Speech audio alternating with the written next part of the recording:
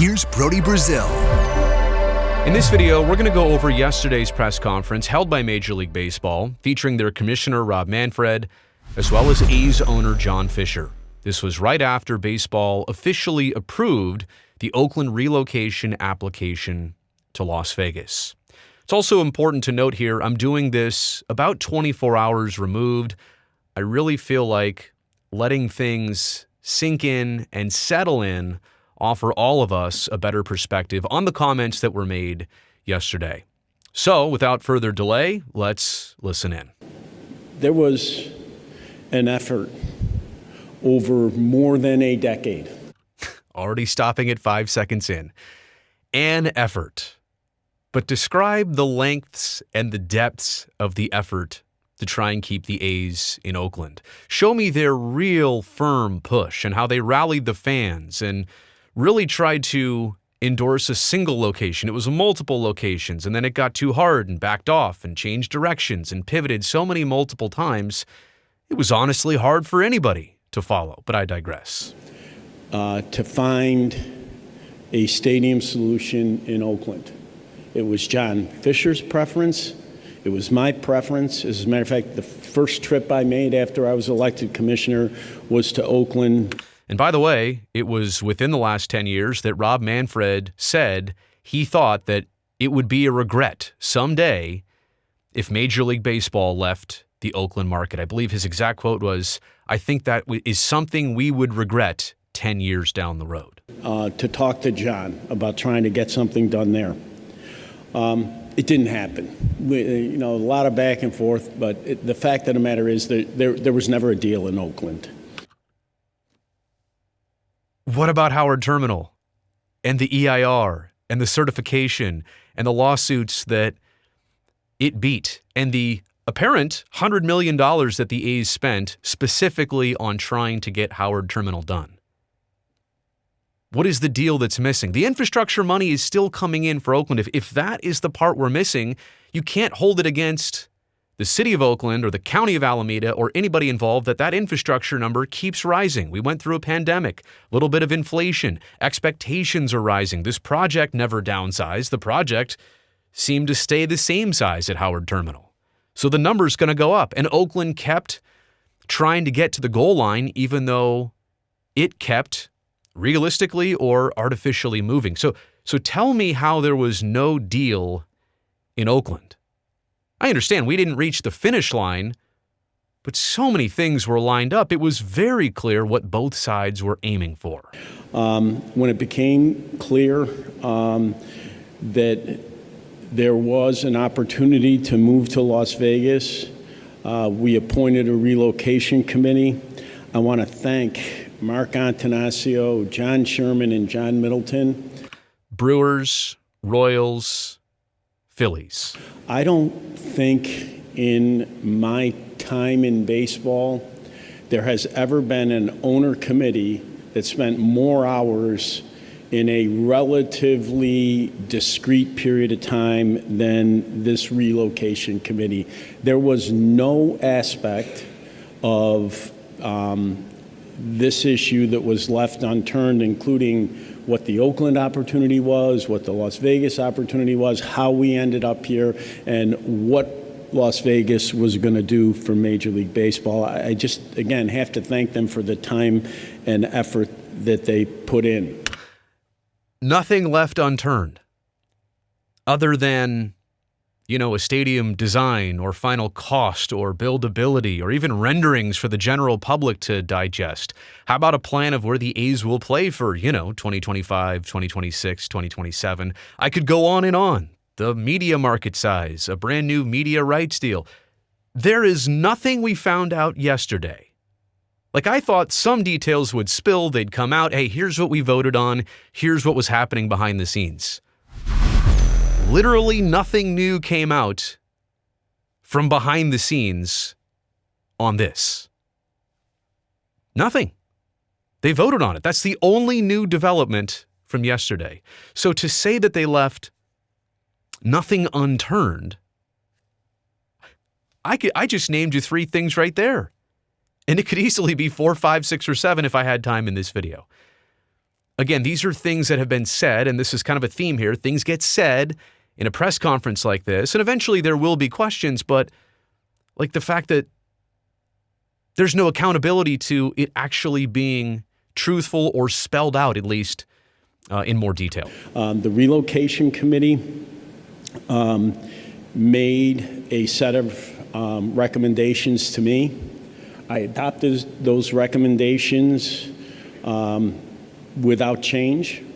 We took those recommendations to the Executive Council. They unanimously voted in favor of the relocation. And then today we had a 30-club vote, which was also unanimous in favor of the recommendation. I mean, the unanimous part is such a telltale sign of a lot of things that I think you already understand.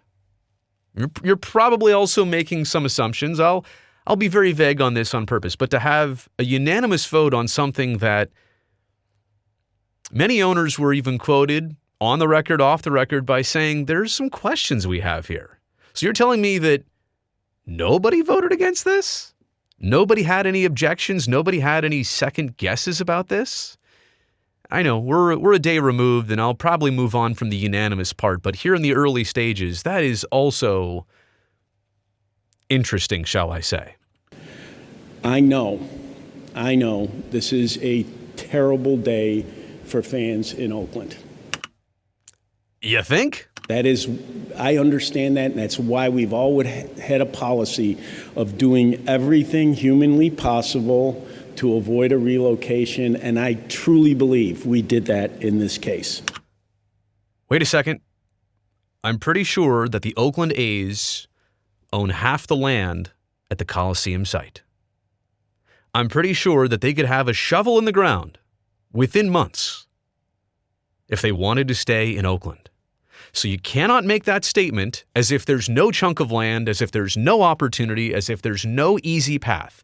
If we're here to look at easy paths, like Las Vegas, where they give you $380 million of money, they give you free land, they give you a lot of things, the A's literally already own half of a site that they could easily build on if the priority was staying in Oakland.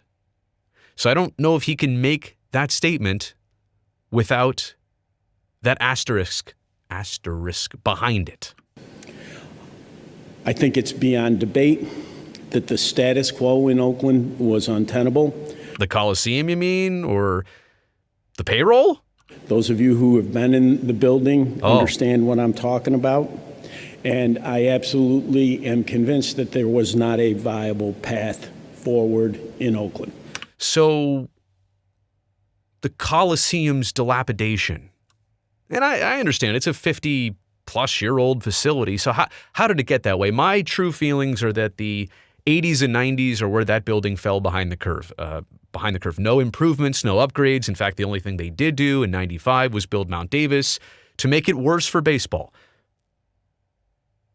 But if you run the team and you lease that stadium and you operate there, to say that it just degraded and that there were possums infesting the facility, but you can fix that. You have to put something into it to make it better. If I didn't do improvements here at the house, it might have fallen over already. In fact, it tried to. So the dilapidation of the Coliseum, we understand, but that happens over time, but that's something that can be mitigated by whoever's responsible and in charge. We look forward to being in Las Vegas. Tremendous support locally for having the A's there. I mean, I haven't seen that. I know there's some of you here on this channel, far in the minority of total comments and viewers and all that stuff. There's some people out there happy about the A's coming to Las Vegas, but there's more people who don't want the A's and just want Major League Baseball. There's even more people who don't even care about any of this at all.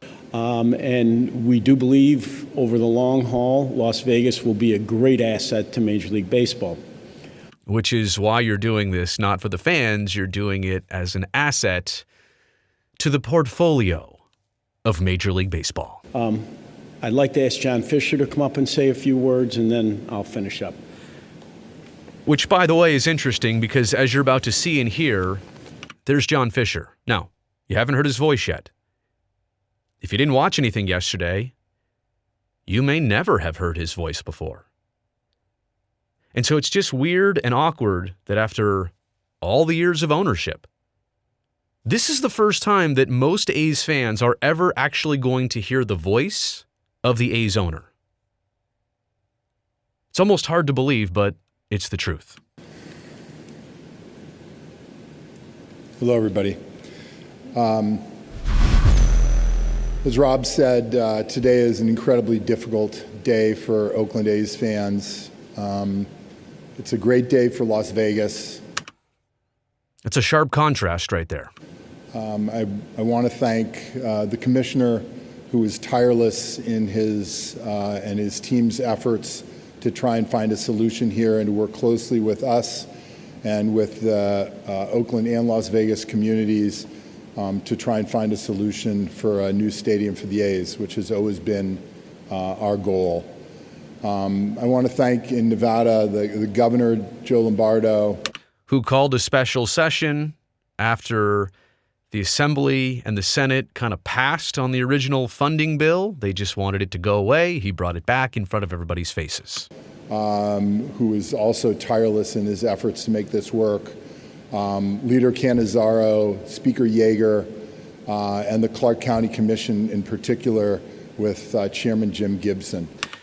The Clark County situation is that they're operating in functional debt right now, but they'll be floating bonds to make sure that this stadium gets built. And Steve Yeager of the Nevada State Legislature, big sports fan, respect that, but also somebody who has previously said that Vegas doesn't accept losing, doesn't handle losing, doesn't tolerate losing. That's what it was. And has basically asked, and the governor actually said this too, don't look at how the A's are right now. They'll be different here in Las Vegas. I understand this is an incredibly difficult day for Oakland fans. And I just want to say we gave every effort and did everything we could to try and find a solution there. Again, the plan was in 2018 and 2019 to purchase half of the Coliseum site as a backup plan, just in case Howard Terminal didn't work out. And who's to say that Howard Terminal wasn't about to work out? Like, there could have been a hurdle of the EIR wouldn't get certified, or the BCDC wouldn't approve the land use, or the port didn't want to do this. But all of those things were green lit. And so the Coliseum was purchased as the ripcord was, getting Howard Terminal to happen, right? But then there's always a second ripcord on a parachute when you go skydiving, a backup. That was the Coliseum, and instead of pulling it, they just decided, you know what, we'll fall to the ground here. And it was only in the last couple of years that we began to turn our attention to another market, that being Las Vegas. I'm very excited about the opportunity in Vegas. And it's just, again, this is a sharp contrast to go back and forth between Oakland and Las Vegas. The pain of one side, and I don't even know if it's the elation of Las Vegas. Like, is anybody that pumped up about this? I certainly didn't see that reaction yesterday, but it's weird to just keep contrasting so quickly back and forth. The fans there are terrific. For the Golden Knights, they are. I agree. The success of the Raiders and the Golden Knights is shown, as well as our own AAA team, the Aviators, who blatantly give you wrong attendance numbers literally every night now. They draw 1,500, they call it 8,500 sellout, which is actually 10,000, but I digress. Look, that's all been documented. This is why I said for so many months that the Aviators' attendance and success specifically cannot be justified to what the A's are trying to do at all, because it's not real. It also doesn't translate. It's a totally different situation. Shown just how successful professional sports can be in that market. And we really look forward to opening day in 2028 and bringing some of the success of the historical success of the Athletics to Las Vegas. Thank you. All right. Again, that was 1 minute and 45 seconds about. And I didn't know that was coming. Most of you have never seen Mr. Fisher speak before.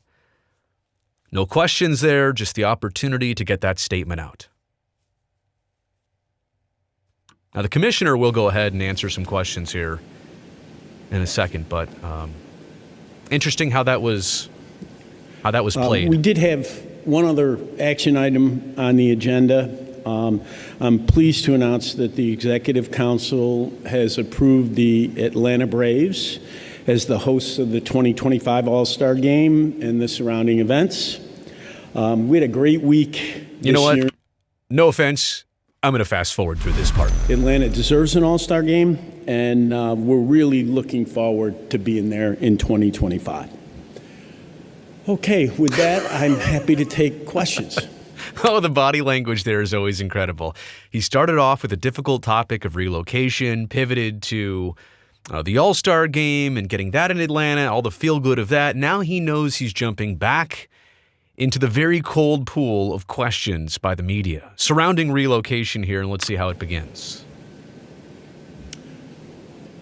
Okay, thank you. Yeah, okay, that's always a funny joke too. The media is settling in, they're patient, they're not clamoring to ask the first question, but it's going to happen, and there are plenty here. That's always a joke people try and make. Oh, no questions, see you later. No, here's some questions. Go ahead. Oh, and then I hate this too. When somebody asks a question with no microphone.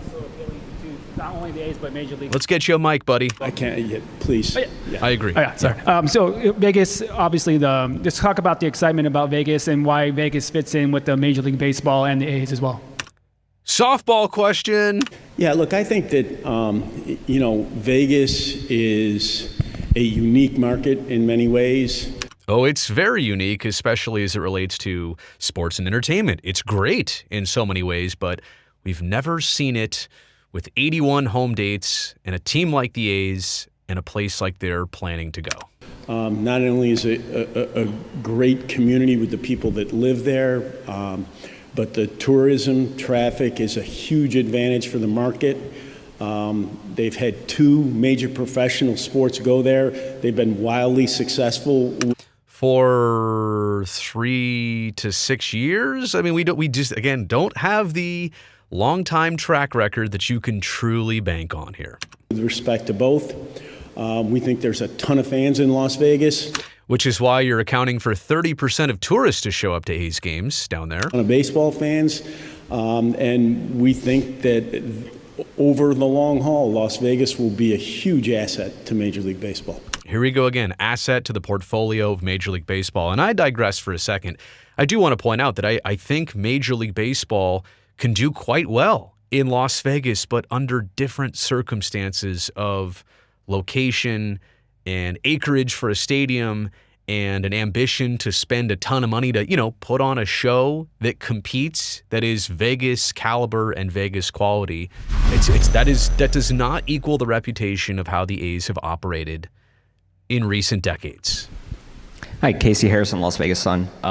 Just wondering if, because there will be a gap between when the Las Vegas ballpark will be ready, if there have been contingencies about where Oakland will play, from 2025 to 2027. Great question, and especially coming from somebody in Las Vegas. Yeah, Oakland has a lease. The A's have a lease at the Coliseum in Oakland, so they're going to be there in 2024. True. And we're exploring a variety of alternatives, including staying at the Coliseum.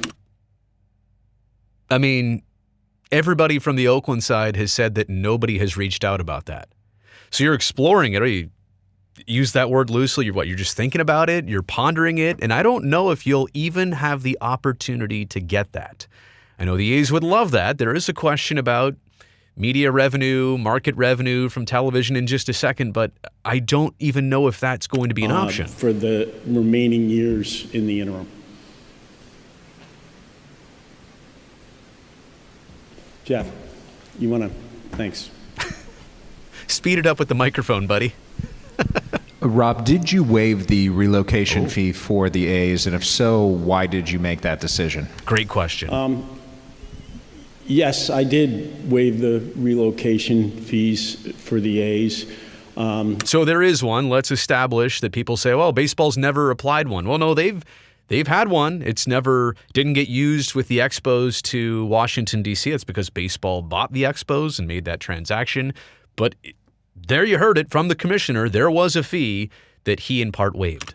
As a process matter, what really happens is that I recommend that the relocation fee be waived, and it was then endorsed by the relocation committee, the executive council, and the owners ultimately. We felt that a relocation fee in this particular situation was inappropriate. Okay, inappropriate, but why? Here we go. There was significant expenditures by John Fisher and his family to get the stadium built. I mean, any owner is going to have to spend a certain amount to get their new stadium built. That's not new. That's not any different than any other team that has just built a stadium in the last 20 years. It's a $1.5 billion project. That was really important. I mean, the Giants in San Francisco entirely privately financed their ballpark. Now, they didn't need a relocation fee waived, but this is not something new to anybody else. We also felt that in terms of the public support that was available. You mean like the public funding that legislators are giving the A's? What other public support has there been? The waiving of a relocation fee made that support stronger. You needed to appease people more in Las Vegas by telling them that the team coming there didn't have to pay a relocation fee? I'm very lost on that one. You probably are too. And we wanted to go into the market in a way that the people in the market felt like, we were making an investment in them and looking to grow the game. By not charging the A's? How is that making an investment in Las Vegas? That's the best I can do for you in that one. Wait a second. Got to replay that last part again. That's the best I can do for you in that one. That's the best I can do for you on that one. I just made up a bunch of stuff right there. That's what it seems like. Rob, honestly. could you detail or explain some of what the report was that your group put together? Were there any hesitancies or concerns about the media market size, about the reliance on tourism, the ability to sustain a team? Basically all the videos that I've been making here on this channel. Yeah, no, I think that the report covers a mandatory set of topics that are essentially laid out in the relocation guidelines in terms of what's the operating territory, what's the home television territory. I think in terms of the Las Vegas market itself, the relocation committee was unanimous in the view that Las Vegas was a strong market, probably the strongest, one of the two strongest open markets in the United States. I'm pretty sure Nashville is the other one, by the way. And that it had more than enough capacity to support a major league team. The A's analysis of the market was consistent with that view. Shocking. And we actually used an outside consultant that did a market analysis as well and was consistent with, the ownership committees or the relocation committee's view as well as the projections that the A's had prepared. If that outside entity was applied analysis and Jeremy Aguero, that person was not named here. If I was at that press conference, would have said, can you clarify who did that outside analysis? Because if it was, I think you know that, they've been widely off, like with the F1 projections of this upcoming weekend that people are already starting to see through. Something huge was promised in Las Vegas, and for 10 years of their deal, and so far, early on, it's doing only... it's only costing Las Vegas, and certainly they're not getting to the projection that applied analysis has already made.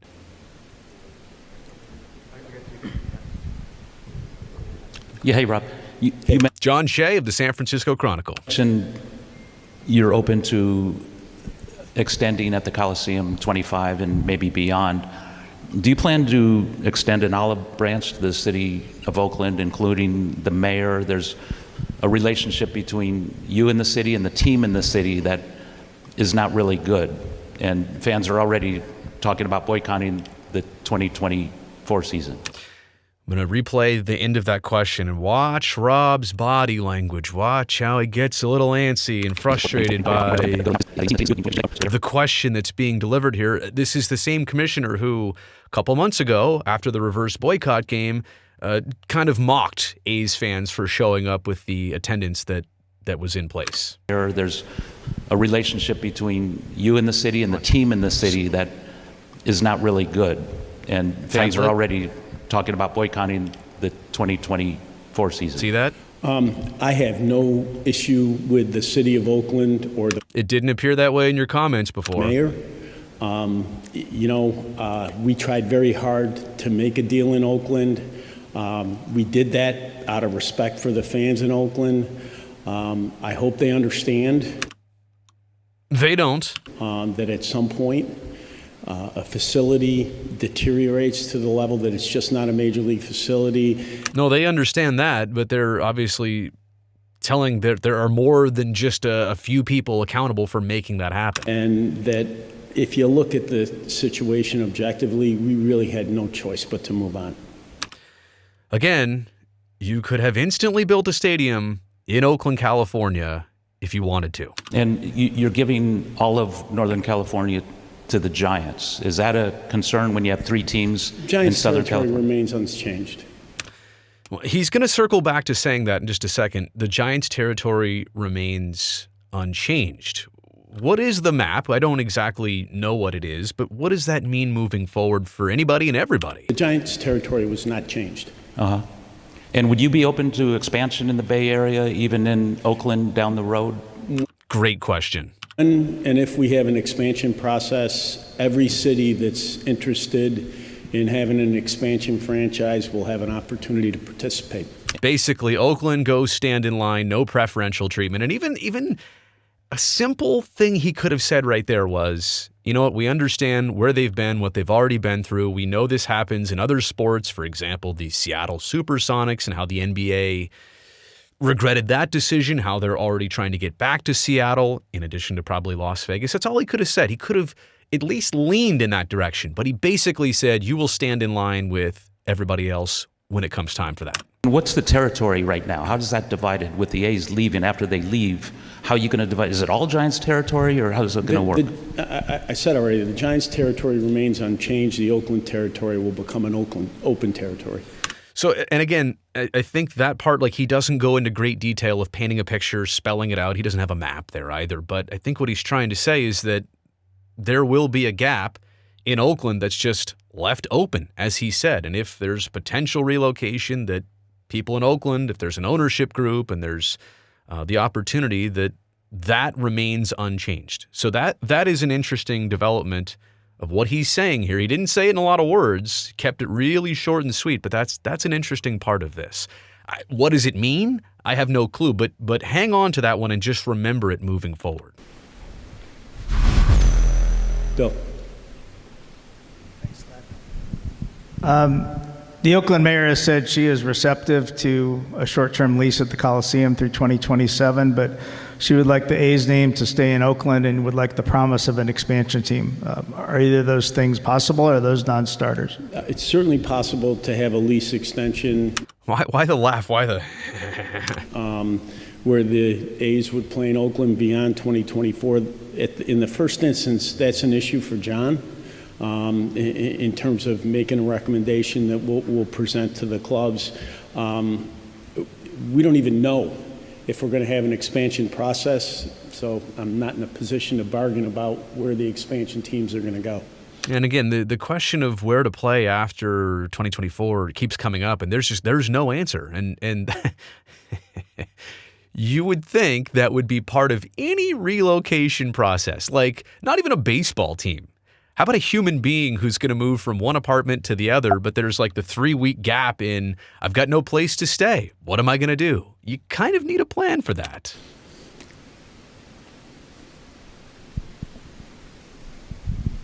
Rob, if the A's have to do what the Blue Jays did a few years ago during the pandemic and play a few different sites, does that have to get approval from the union? Yes. It does. He said yes. So the PA is going to have a great say. The Players Association is going to have a great say on the ultimate temporary spot that the A's would try and land in, if not the Coliseum. Our preference always is to find a home for 81. A single home. You point to one situation where just plain wasn't possible, and we were flexible on that. My hope is we find an 81-game home for the A's. All right. Also tuck that away under your cap. That when it comes down to the final temporary interim situation, that as much as the split season thing is being discussed, no player, no family wants that. What am I supposed to have 3 different homes? One in San Francisco, one in Oakland, one in Sacramento or Summerlin. No player wants to go through that type of home season, splitting their home schedule. Rob, what steps from here need to be taken with this move?